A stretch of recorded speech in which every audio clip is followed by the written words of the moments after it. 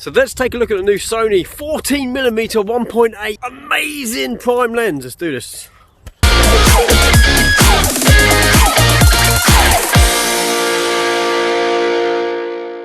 Okay, so you know me by now, and you know that I sometimes get really excited about stuff that Sony brings out. To be honest, they're bringing out stuff all the time. Their cycle of new lenses and new stuff is getting pretty hot, and I'm not always that excited about stuff until we get something like this. Now this is going to be a bit of a game changer for a lot of people, and I know people are saying out there that prime lenses, especially at the wider angles, you're better off with something that is a bit more maybe versatile, like a telephoto lens. But as a prime 14mm, wow, that is going to be an absolute game changer for so many reasons. So let's start with a few specs. I've got a list of things I'm going to go over today, and then we're going to talk about the more important things like cost and stuff like that a little bit later. Who's this for? That kind of stuff. But first of all, it is small and lightweight at 16.3 ounces, which is nothing. This thing is very compact and ideal for things we're going to talk about later, like video, that kind of stuff. And if you're a travel photographer and you want to take a wide angle lens with you anywhere and you want to keep the weight in your bag down, this is going to be absolutely perfect.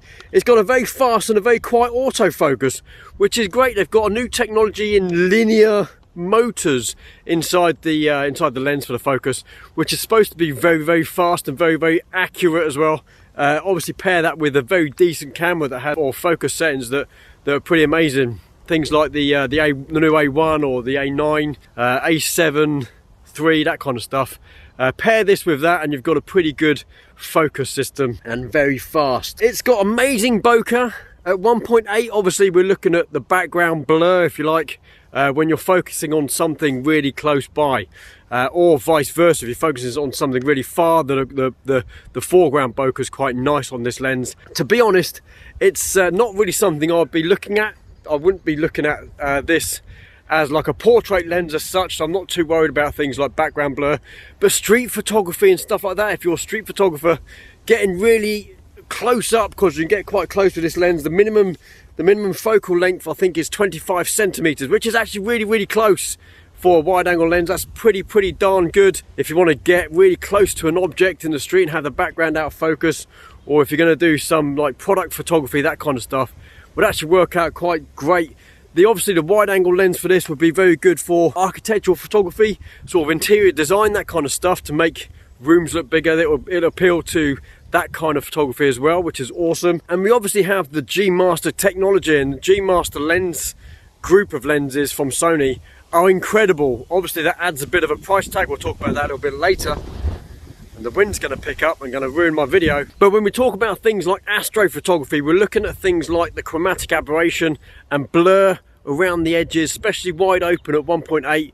This is supposed to have like really good technology to get rid of the blur, even at 1.8 in the corners. So things like for astrophotography, for stars being blurred in the corners, there's a certain word for it. I can't think what it is. I'll put it down there if I remember to check for it. It's supposed to be really good. Now there are some lenses out there that are a lot cheaper than this lens that do a very good job at that, but as an all-in-one package, I think this Sony is going to be a fantastic product for people to look at. So they also have new nanotechnology coating for less lens flare and ghosting, which is always a plus. If you're going to be shooting into the sun, you may not want the lens flare. Some people like it. Like I say, for all of the reasons above, this is looking to be a very good lens. Now let's look at who this is for.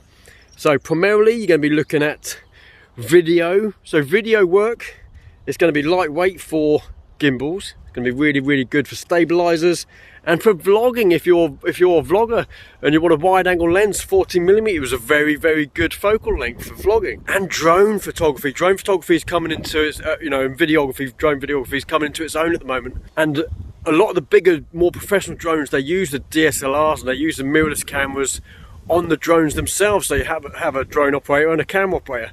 If that camera is a mirrorless camera and you want a really wide angle lens, this is a lightweight option for you. So very good for drone photography. The obvious landscape photography, 14mm is a classic landscape photography lens, and being a landscape photographer myself, I have a 14mm, I have a Samyang 14mm. Inexpensive lens, it's not really expensive, but it does have issues.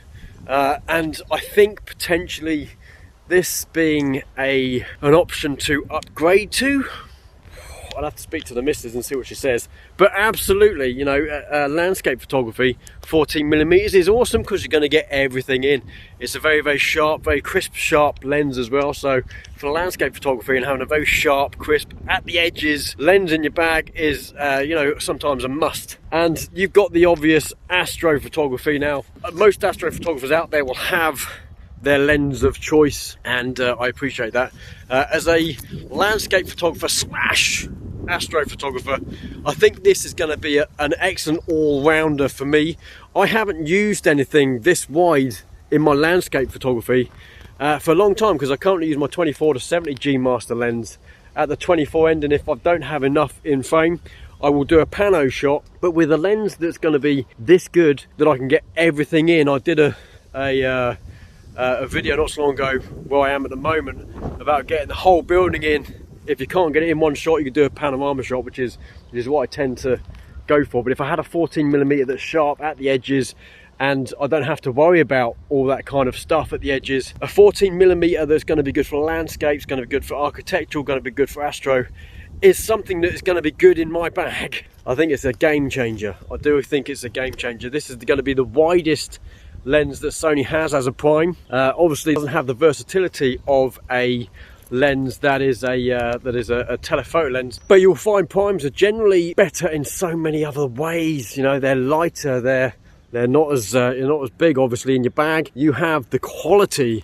is generally a lot better, absolutely, you know, unquestionable about that. So I'm looking at this and thinking, then I look at the price tag, and for £1,400 it's going to be about the same in dollars. It's looking like it's going to be, you know, not something I can really just drop everything and go out and get. It's on pre-order at the moment, so you're not going to get this until May 2021. It's currently April, so next month is going to be when it's out. And at $1,400, will I buy it? Probably not. Certainly not straight away. It might be something I might have to save up for and get.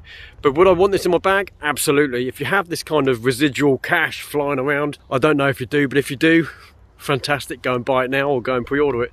It's just one of the things I don't think I can personally do right this second. So yeah, fantastic. Hope you enjoyed this video. If you got anything out of it, please whack a thumbs up. And if you haven't done so already, please subscribe, hit the notification bell, get the updates and all that game. Right then.